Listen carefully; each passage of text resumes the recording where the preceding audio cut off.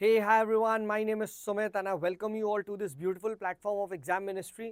And देखिए हम लोग अपना जो डॉक्ट्राइन की जो सीरीज़ है उसे कंटिन्यू कर रहे हैं एंड देखिए हम लोगों ने डॉक्ट्राइन को डिस्कस कर लिया था and this is going to be the fourth doctrine. आज हम देखिए चौथे डॉक्ट्राइन को डिस्कस करेंगे. ठीक है, and this is going to be doctrine of eclipse. ठीक है, डॉक्ट्राइन ऑफ एक्लिप्स को डिस्कस करेंगे. Again a very very important doctrine and इस पर भी देखिए prelims as well as mains में क्वेश्चन पूछा जा सकता है ना. So you can study this doctrine and let's begin with what exactly is this doctrine of eclipse. But उससे पहले मैं आपको ना इक्लिप्स बताना चाहता हूँ कि व्हाट एग्जैक्टली ना इक्लिप्स का मीनिंग क्या होता है. राइट, अब देखिए आप ज्योग्राफी में पढ़ते हैं इक्लिप्स वगैरह. राइट, ठीक है, बट मेजरली इसका मीनिंग क्या होता है जो यहाँ पे क्यों बोला गया, ये क्यों इन्होंने इक्लिप्स वर्ड का यूज़ किया है. सो जब भी देखिए हम इक्लिप्स वर्ड का यूज़ करते हैं तो उसमें क्या होता है ना कि यहाँ पे अगर आप ध्यान से देख पा रहे हैं दो के बीच में, दो यहाँ पे अर्थ एज वेल एज सन के बीच में मून आ जा रहा है. इसकी वजह से क्या हो जा रहा है, छुप जा रहा है. ठीक है, सो एक्लिप्स का मतलब बेसिकली आप ऐसे कह सकते हो is some kind of hide, छुपना is what is called as eclipse. ठीक है, आप यहाँ पे देखो धीरे धीरे क्या होता है, जैसे जैसे बीच में आया, ठीक है, तो छुपता गया. राइट, फिर और छुपा और छुपा और छुपा एंड देन ये कंप्लीटली हाइड आउट हो जाएगा, है ना. देन जैसे जैसे और अर्थ घूमती जाएगी तो फिर क्या हो जाएगा, वापस रीअपियर होते जाएगा. So this is some kind of क्या होता है. ठीक है, आप यहाँ पे ऐसे कह सकते हो Eclipse over year means a temporary hide out. ठीक है, मीनिंग क्या है, टेम्पररी के लिए आप कह सकते हो डोरमेंट हो गया. ठीक है, टेम्पररी के लिए आपका हाइड हो गया, टेम्पररी के लिए डिसेबल हो गया. All this is what do you mean by Eclipse. यहाँ पे जिस सेंस में इक्लिप्स का यूज किया जा रहा है कि टेम्पररी, ठीक है, क्या हो जा रहा है, हाइड आउट हो जा रहा है, डोरमेंट हो जा रहा है, सप्रेस किया जा रहा है.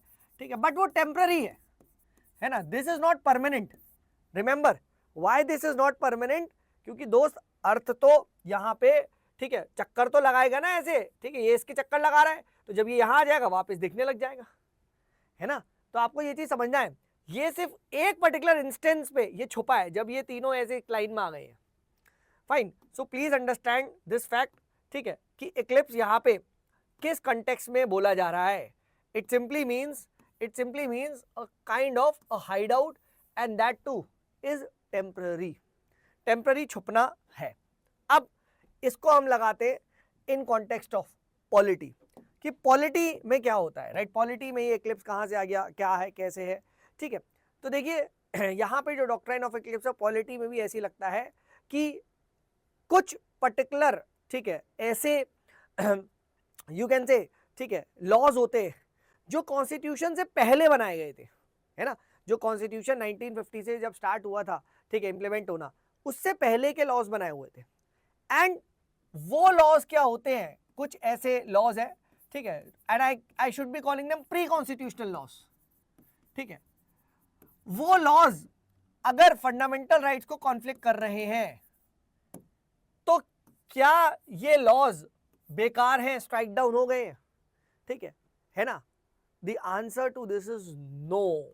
जब सुप्रीम कोर्ट पे मुद्दा गया तो उन्होंने कहा कि नहीं सर, ये लॉज हम ऐसे आउटराइटली स्ट्राइक डाउन नहीं कर सकते. ठीक है, and they gave the idea of doctrine of Eclipse. उन्होंने बोला कि ये लॉज आउटराइट रिजेक्ट नहीं होंगे बट कुछ टाइम के लिए एक्लिप्स हो जाएंगे, कुछ टाइम के लिए एक्लिप्स हो जाएंगे. ठीक है, यानी, ठीक है, कुछ टाइम के लिए ये आपके डोरमेंट हो जाएंगे, डोरमेंट हो जाएंगे, कंप्लीटली आपके इनवैलिडेट या कंप्लीटली बेकार नहीं हो जाते. ठीक है, right, and this is what the issue which came in front of supreme court. मैंने आपको बताया था ना, हर एक डॉक्ट्राइन एक इशू को एड्रेस करता है. तो यहां इशू क्या है कि sir pre constitutional laws, what about them, those who conflict between fundamental rights. अब क्या हम इन्हें स्ट्राइक डाउन कर दें. ठीक है, सुप्रीम कोर्ट कहता है नहीं, क्योंकि फंडामेंटल राइट्स बाद में बने थे. ठीक है, और ये प्री कॉन्स्टिट्यूशनल लॉज तो पहले आ गए थे, है ना. इनको क्या पता था कि फंडामेंटल राइट आगे जाके ऐसे आएंगे. सो हम इनको आउटराइटली रिजेक्ट नहीं कर सकते. बट सिंस ये फंडामेंटल राइट को वायलेट कर भी रहे हैं तो अप्लाई भी नहीं कर सकते. तो सुप्रीम कोर्ट कहता है इनको एक्लिप्स मार दो. टेम्पररी टाइम के लिए हाइड आउट मार दो। जिस दिन अगर हमने कुछ भी अमेंडमेंट कर लिया फंडामेंटल राइट में, क्या पता, या जिस दिन हमने इन दोनों के बीच में सिंक्रोनाइजेशन कर लिया, तो ये एक्टिव हो जाएंगे, तो ये एक्टिव हो जाएंगे। पढ़ो, any pre constitutional law that violets a fundamental right is not void एब इनिशियो। एब इनिशियो मतलब स्टार्टिंग से ही, बिल्कुल आउटराइटली और स्टार्टिंग से ही जीरो नहीं हो जाएगा, नहीं, बट बिकम्स इनऑपरेटिव टेम्पररली। इसी को ही हम बोलते हैं एक्लिप्स होना, हो जाना, इसी चीज को हम बोलते हैं, ठीक है, एक्लिप्स हो जाना, ठीक है, right. To the extent that this inconsistency is removed. जब तक ये इनकंसिस्टेंसी रिमूव नहीं होती, ये सिर्फ एक्लिप्स हो जाएंगे, ठीक है, वॉइड आउटराइटली नहीं होंगे, आउटराइटली रिजेक्ट नहीं होंगे, सिर्फ एक्लिप्स हो जाएंगे। और आपने सुमित सर बताया था एक्लिप्स का मतलब कि सर टेम्पररी डोरमेंट हो जाएंगे, टेम्पररी हाइड आउट यहां पे हो जाएगा, कंप्लीटली इन्हें रिजेक्ट नहीं किया जाएगा, ठीक है। तो ये चीज क्या है, ये चीज आप यहां पे ध्यान रखिएगा, this is very very important, ठीक है। एनी प्री कॉन्स्टिट्यूशनल लॉ, ठीक है, याद रखिएगा, this is for pre constitutional law, ये प्री कॉन्स्टिट्यूशनल लॉ के लिए ही है, ठीक है, ये चीज ध्यान रखिएगा। अब बात आती है कि सर ये कहां से ये supreme court suddenly doctrine of eclipse ले आया, ठीक है, ये समझ में नहीं आ रहा, ठीक है। अरे आउटराइटली रिजेक्ट ही कर दो ना, क्यों एक्लिप्स क्यों मार रहे हो भाई? जब फंडामेंटल राइट को वायलेट कर रहे हैं आपके, तो आउटराइटली रिजेक्ट करो, है ना, ठीक है, क्या दिक्कत क्या आ रही है, ठीक है, why are you making them eclipse, ठीक है, रिजेक्ट करो, डालेगा बांस ना बजेगी बांसुरी। सुप्रीम कोर्ट ने बोला क्या, सुप्रीम कोर्ट ने बोला सर इधर आओ, ठीक है, राइट, जरा कॉन्स्टिट्यूशन खोलो एंड आर्टिकल नंबर 13 को पढ़ो, 13 के फर्स्ट को पढ़ो, क्या बोलता है, all laws in force in the territory of India immediately before the commencement of this constitution in so far as they are inconsistent with the provision of this pan shall to an extent of such inconsistency be void। यानी यहां से लिखा जा रहा है, ठीक है, right, यहां से लिखा जा रहा है कि द इनकंसिस्टेंसीज जब तक नहीं हटती, ठीक है, बट अगर हट जाती है इनकंसिस्टेंसीज तो वो क्या है, वो लॉ ठीक हो जाएगा, है ना, ठीक है, राइट। सो आपको इनकंसिस्टेंसी हटानी है, आपको लॉ नहीं हटाना, आपको फंडामेंटल राइट एंड जो ये लॉ है, इस लॉ के बीच की इनकंसिस्टेंसी हटानी है। तो जब तक ये इनकंसिस्टेंसी रहेगी तब तक लॉ वॉइड रहेगा। द डे ये इनकंसिस्टेंसी हट गई, लॉ सही हो गया, लॉ सही हो गया, है ना, ठीक है। इनकंसिस्टेंसी है, हमें इनकंसिस्टेंसी हटानी है। एंड 13 से क्लॉज 2 पढ़ो कि अब फंडामेंटल राइट आ चुके हैं, तो अब आगे जो लॉ बनेंगे वो क्लियरली स्ट्राइक डाउन हो जाएंगे, वो तो बन ही नहीं सकते, है ना। पढ़ो, the state shall not make any law which takes away or abridges the fundamental rights, ठीक है, right, and that will be considered as void. So this 13 sub clause 2 is for post constitutional laws, ठीक है, and 13 sub clause 1 is for pre constitutional laws. तो clear cut बोला जा रहा है, जब तक ये इनकंसिस्टेंसी है तब तक वो वॉइड रहेंगे, बट द डे इनकंसिस्टेंसी हट गई, द डे इनकंसिस्टेंसी हट गई तो क्या है, डॉक्ट्राइन ऑफ एक्लिप्स से हटके, ठीक है, राइट, आपके वो लॉज वापस आ जाएंगे, वापस दिखने लग जाएंगे, वो लॉ वैलिड हो जाएंगे। और ये इनकंसिस्टेंसी कैसे हट सकती है, ठीक है, वाया कोई भी कॉन्स्टिट्यूशन अमेंडमेंट हो जाए, क्या पता सुप्रीम कोर्ट का जजमेंट आ जाए उस लॉ पे कि हाँ भाई वो लॉ ठीक है, राइट, ठीक लॉ है ना, right. So there is a chances कि इनकंसिस्टेंसी हटने के हैं, राइट, एंड द स्टेट आज नहीं तो कल, ठीक है, हटा सकता है ना, क्या पता स्टेट खुद ही हटा दे अमेंडमेंट के थ्रू, है ना। तो there is a very big chances कि सर अगर इनकंसिस्टेंसी है तो why are you outrightly rejecting the laws. आप मुझे बताओ उस लॉ को आप आउटराइटली रिजेक्ट क्यों कर रहे हो, आप ये बताओ, है ना। तो ये चीज यहाँ पे बोलना चाह रहा है। अभी हम देखेंगे ऐसे ऐसे लॉज कौन से हैं, कैसे हैं, सब बात करेंगे। अभी देयर इज अ लॉ भी हम डिस्कस करेंगे, राइट। ठीक है, बिफोर दैट अगर किसी को भी मुझसे PSI और ऑप्शनल पढ़ना है as well as GS2, polity, governance, IR etcetera, so भाई, और मोस्ट वेलकम। एग्जाम मिनिस्ट्री की वेबसाइट पे जाओ, राइट, जाके आप एनरोल कर सकते हो। And similarly we are also running the foundation batch offline in Jaipur. Jaipur में पढ़ा रहा हूँ, आओ डिस्कस करते हैं, ठीक है, right. And simply just call on this particular number, इस पर्टिकुलर नंबर पे कॉल करो, right, and take the information if you are liking. We also have other optional as well, PubAd, political science, geography, sociology, anthropology as well as Hindi literature, ठीक है। So most welcome, आइए sir, ठीक है, I assure you, ठीक है, हम बहुत अच्छे से करवा रहे हैं, ठीक है। So this will help you. चलिए लेट्स मूव अहेड, आगे बढ़ते हैं, ठीक है। And please note, as I have said, doctrine of eclipse does not work on post constitutional laws, क्योंकि अब फंडामेंटल राइट बन चुके हैं, ठीक है। और क्लियर कट 13 सब क्लॉज 2 बोलता है, क्लियर कट यहाँ पे, ठीक है, 13 सब क्लॉज 2 बोलता है क्या, कि सर, ठीक है, state shall not make any law which takes away the rights conferred in this particular part। यानी अब तो स्टेट बना ही नहीं सकता, अब तो स्टेट बना ही नहीं सकता। But 13 sub clause 1 talks about क्या, the inconsistencies which are present, क्योंकि वो लॉज पहले से बन चुके थे एंड फंडामेंटल राइट हमारे देश में बाद में आया है, फंडामेंटल राइट हमारे देश में बाद में आया है, ठीक है। तो ये चीज़ क्या है, ये चीज़ आप लोग यहाँ पे ध्यान रखिएगा, this is what it is talking about, ठीक है। चलिए आगे बढ़ते हैं। अब क्या कोई ऐसा केस देखने को मिलता है, ठीक है, इज देयर एनी केस जहाँ पे ये चीज़ देखने को मिलती है? जी हाँ दोस्त, ठीक है। एंड द केस इज, ठीक है, भिकाजी नारायण, ठीक है, right, Bhikaji Narayan Dhakras versus state of Madhya Pradesh.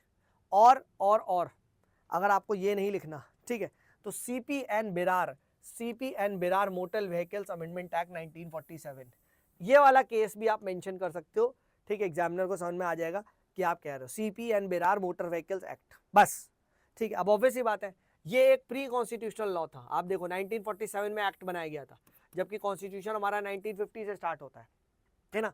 And ये पर्टिकुलर एक्ट क्या करता है, दैट ये पर्टिकुलर एक्ट ने स्टेट जो हमारी गवर्नमेंट है बेसिकली, इसको बोला कि आप सर मोनोपोलाइज कर लो मोटर ट्रांसपोर्ट को, ठीक है, राइट, मोटर ट्रांसपोर्ट सर्विस को आप मोनोपोलाइज कर लो, स्टेट विल अब run the entire motor transport and भैया प्राइवेट प्लेयर को कोई भी मोटर व्हीकल्स के बिजनेस वगैरह, धंधा वगैरह करने की आज़ादी नहीं है, ठीक है, फाइन, ये ऐसा कहता था।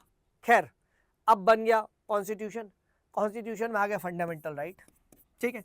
अब फंडामेंटल राइट क्लियर कट अगर आपने देखा है, ठीक है, कौन सा आर्टिकल है, आर्टिकल 19, ठीक है, सब क्लॉज 1 सब क्लॉज G, ठीक है। अब G कहता है भाई I have the all the right to do any kind of work, any kind of business. तो सर मैं तो भाई मोटर व्हीकल्स का धंधा करता हूँ, हाँ है ना, ठीक है, एंड मेरी तो बस सर्विसेज वगैरह है, तो ठीक है, people went and they challenge this law कि माय लॉर्ड, ठीक है, इट इज़ वायलेटिंग, ठीक है, इट इज़ वायलेटिंग द क्या बोलते हैं, माय फंडामेंटल राइट एक्सेट्रा, आप देखो, है ना, ठीक है, राइट। सो सुप्रीम कोर्ट ने क्या देखा, ठीक है, कि सर ये लॉ ये आप सेम फंडामेंटल राइट से वायलेट कर रहा है, बट इसको रिजेक्ट नहीं करा, इसमें इनकंसिस्टेंसीज हैं, ठीक है, इसमें इनकंसिस्टेंसीज हैं, ठीक है, राइट। एंड इस लॉ को डोरमेंट कर दिया गया, इस लॉ को एक्लिप्स और डोरमेंट मार दिया गया, ठीक है, राइट। पेटिशनर ने क्लेम करा था कि सर मेरा ये 19(1) सब क्लॉज G कर रहा है, ठीक है, एंड एज अ रिजल्ट, ठीक है, द लीगल इशू वाज कि भैया क्या ये प्री कॉन्स्टिट्यूशनल लॉ वैलिड है या इसे आउटराइटली रिजेक्ट करे तो क्या करे, ठीक है, राइट।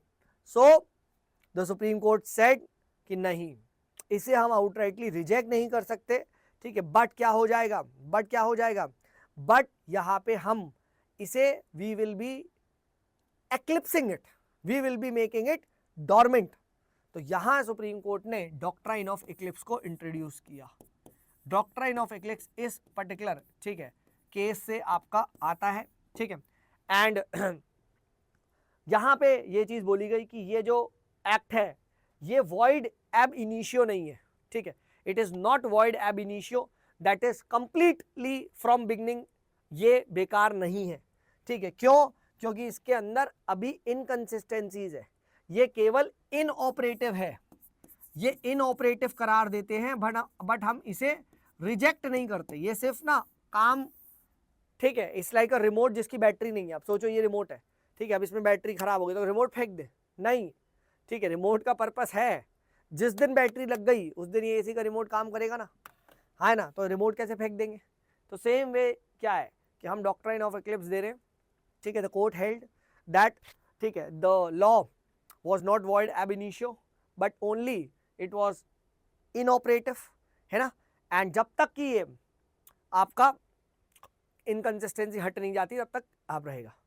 अब फास्ट फॉरवर्ड क्या होता है, राइट, ठीक है, the government comes up with first constitutional amendment, और वहां पे फंडामेंटल राइट को क्या बोलते हैं, फंडामेंटल राइट को अमेंड किया जाता है, एंड आर्टिकल 19, ठीक है, सब क्लॉज 6 में, ठीक है, आपके जो राइट टू वर्क है, right to do any kind of business है, उसमें एक रिस्ट्रिक्शन लगाई जाती है कि state can make laws for monopolize in the public interest, ठीक है, ऐसा बोला गया, ठीक है, अब द मोमेंट, ठीक है, ये आ गया और इसकी जो इनकंसिस्टेंसीज है वो चली गई, सो अब जो लॉ इक्लिप्स हो गया था, इनऑपरेटिव हो गया था, now what, it becomes valid again, it becomes valid again, ठीक है, देखा, तो आउटराइटली रिजेक्ट नहीं हुआ, इनकंसिस्टेंसी दूर हो गई,